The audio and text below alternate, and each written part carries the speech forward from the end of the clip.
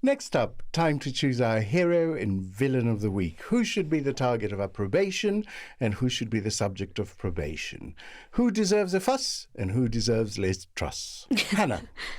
Okay, so my heroes of the week, for very, very obvious reasons, are the comics Catherine Ryan and Sarah Pascoe, who are two women who have spoken as openly as libel law and every other legal restriction upon us allowed them about the Me Too situation in their own industry, and they're allies for women everywhere and generally hilarious.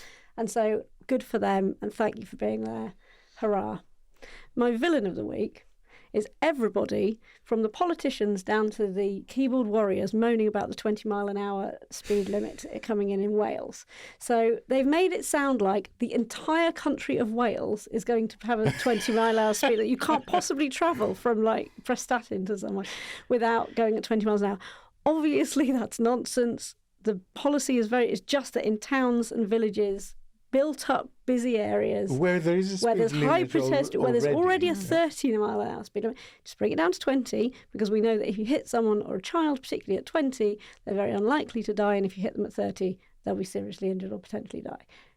Very good policy, already in place in a lot of British towns and cities, almost all of London, but Wales Twitter, and also obviously everybody involved with the low traffic neighbourhood anger is really tapping in. I don't know, Hannah. I have to say, not running over children sounds a bit woke to me. Exactly. How about you, Ros? Well, my hero is someone who I wouldn't normally perhaps nominate as a hero.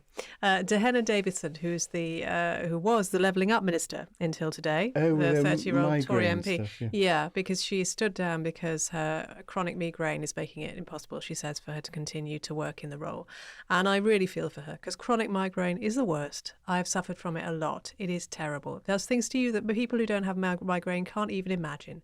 And I just feel for her that, in the prime, she's really getting underway, albeit for a government that I don't like at all.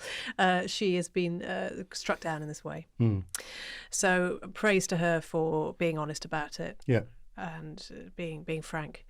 My villain is, I'm afraid it's a bit predictable. It's Elon Musk, who's been just talking the most utter crap again.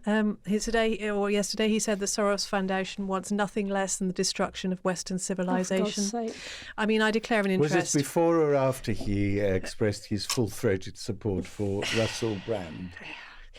I'm not sure, but I declare an interest in that. I do freelance work for Open Society foundations, but the destruction of Western civilization, the guy has just turned into.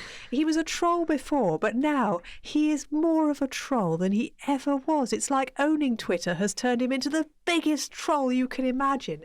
He has totally taken on the absolute worst aspects of Twitter and now personifies them. Right, okay, so my decision is the women who have spoken out, including currently active working comedians, but also the victims who are coming forward. They're our heroes of the week, and Elon Musk is our villain of the week. In a tip to other panellists, if they're listening, anytime you suggest Elon Musk, he will be the villain of the week.